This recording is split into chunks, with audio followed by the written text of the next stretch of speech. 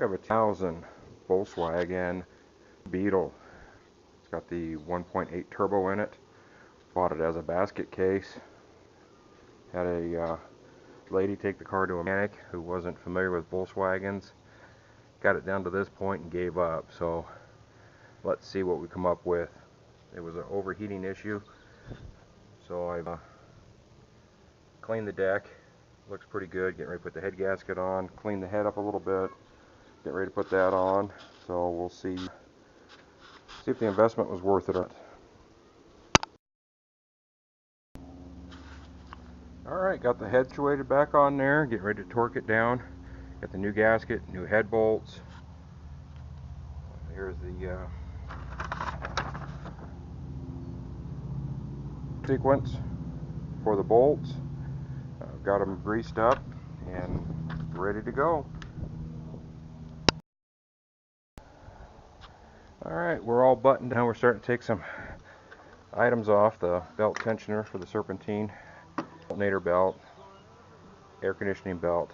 What I need to do is get the side motor mount taken off so we can get some access, get that timing on, check the water pump. Need to get all this crap out of the way. Some of it can stay. I like to get it all out of the way so I can see the whole picture and not just part of it. Okay, thing I wanted to mention, when you're dealing with somebody else's issues, tear downs, what have you, I always like to check the timing cams. You can see this one lines up perfect, and you just put a mark on the link there, and you want to go 16 the other side, and it will not line up on that side. It's going to be off by just a little bit, so don't panic if it doesn't up exactly.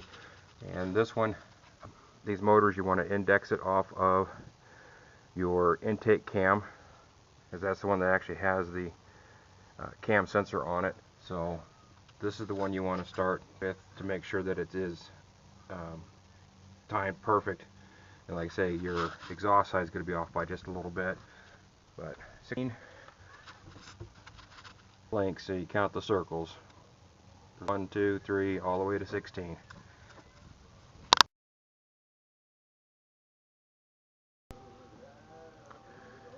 If the motor turns over too easy, you can always use a 3/4 19-inch wrench. This one's got a pretty good offset to it. You can also use a socket, but you just want to keep your wrench on the left side and then pull into the either your ratchet or your wrench that you use in the holder.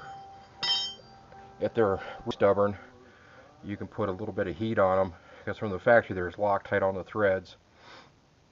So if you use a little bit of heat, like a little propane torch, warm it up a little bit, that loosen the Loctite. Ooh, looks like our turbo's seal's leaking a little bit. That's out of the intercooler here. That's okay. We can fix it.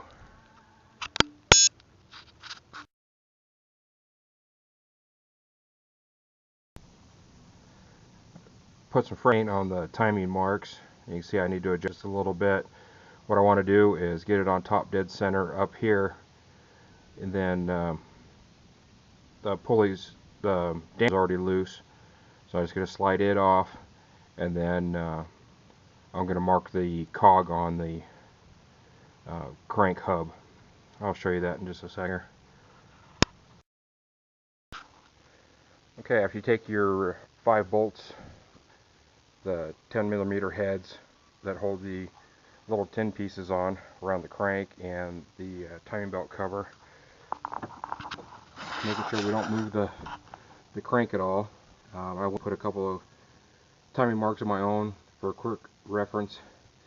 After I get this on and rotate the motor around, I could just check it from here before I have to put the bottom piece on and the pulley on, the dampener, to verify my timing's correct, I can verify it right here, and then go ahead and assemble the sheet metal pieces and the dampener, and then double check it again before we fire it up. Well, here's the reason for the overheating. Water pump should be one piece, not two. This kind of brings up an interesting debate. The impeller on this one is plastic. It did separate from the pump.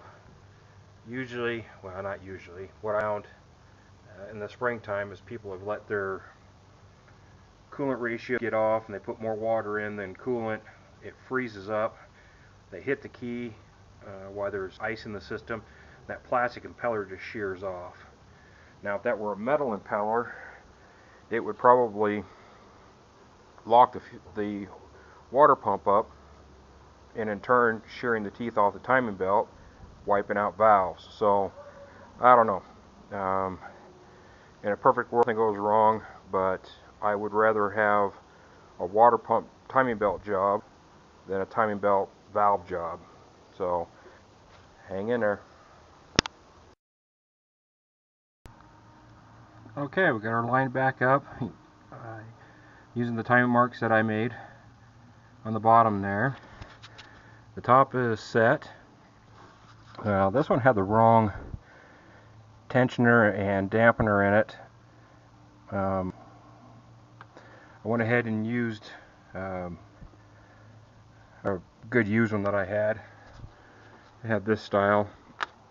Got the belt on there, and I don't have the fancy tool to adjust it, so I used a pair of snap ring pliers to get me my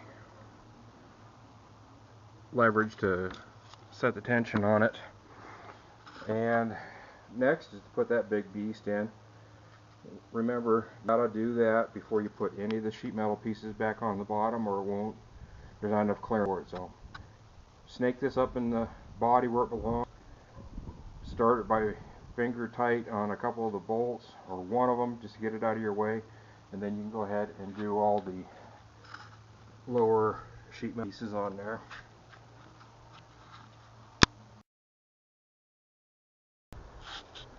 Okay, we got the mount back in, figuring out all the hoses, wiring, connecting, doing the sorting of the nuts and bolts, only missing a few so far. That's one of the joys of working on some after somebody else has. Big fat mount.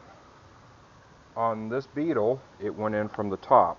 I maneuvered the motor around, fell out the bottom. I tried to feed it back through the bottom. Gave it a little attempts, and it looked like there was access to the top, and this one actually fed in from the top. I did a Jetta a couple weeks ago, same motor, same everybody, and it went right up from the bottom. So I don't know if it's just a matter of when the motor pivots back and forth while you've got it on the jack or what, but if it works one way, flip it around and try it the other.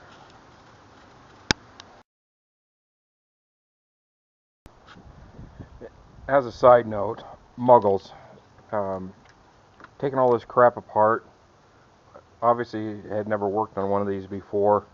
I'll have other videos up, one of an Audi TT. All I did was loosen up the intake manifold and able to pull it back a little bit to service the head. This guy took all this crap apart that he didn't need to, a whole bunch of connectors he didn't need to, lost the hardware to some of it, and charged people almost $4 to take the head off. Go ahead and leave your feelings on that in the comment section. I'm trying to clean on my side, but I've got a few choice words for the work that he did. I mean, we all have to learn, but learning at somebody else's expense and charging them $400 just to take the head off the thing and lose hair, I think that's a little excessive, but it's all going back together. Just vacuum lines, like I say, it just no call for it.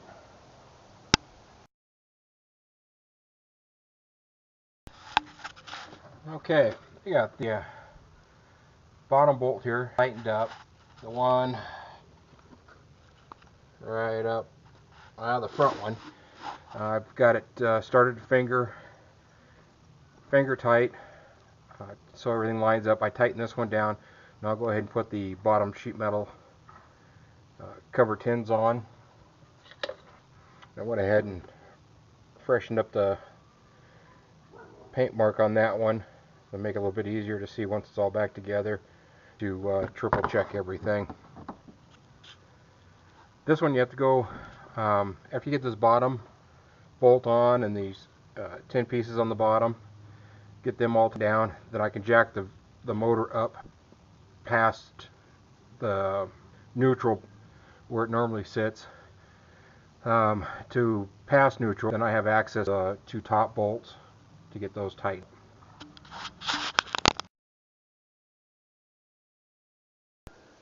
Here's a little hack I like to do. Some used laundry detergent containers. Cut the side out, save the caps.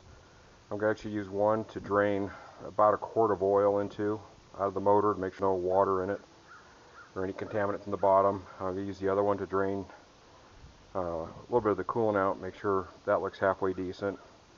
I've done this with used gallon and 5-quart oil containers. They make good drain pans, and use them for a couple of times, and when they get too scuzzy, chuck them in the recycle bin.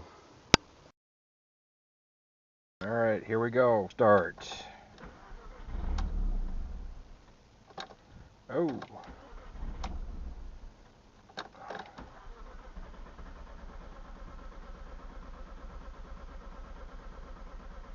Hold on. Use for the fuel pump. Be right back.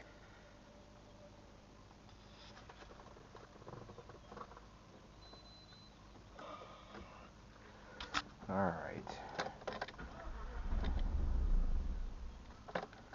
Come on. Come on.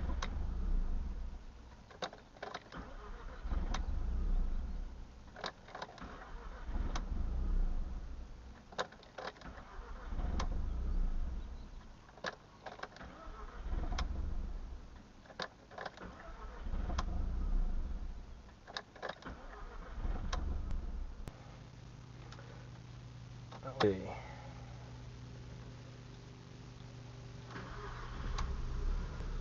For some reason the damn immobilizer kicked in.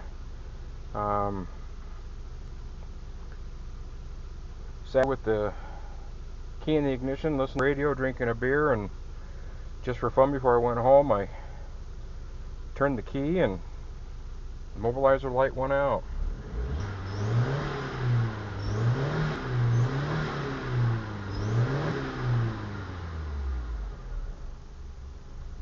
Sounds like a Volkswagen. I got to hook up some more of the vacuum lines and secondary air pump and take a first spin, but so far so good.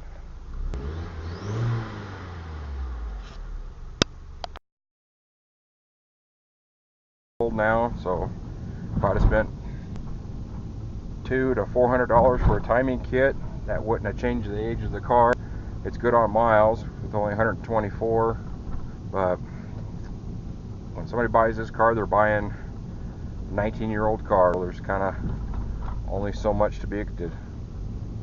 So take care, and we'll see you on the next one. Making German cars great again.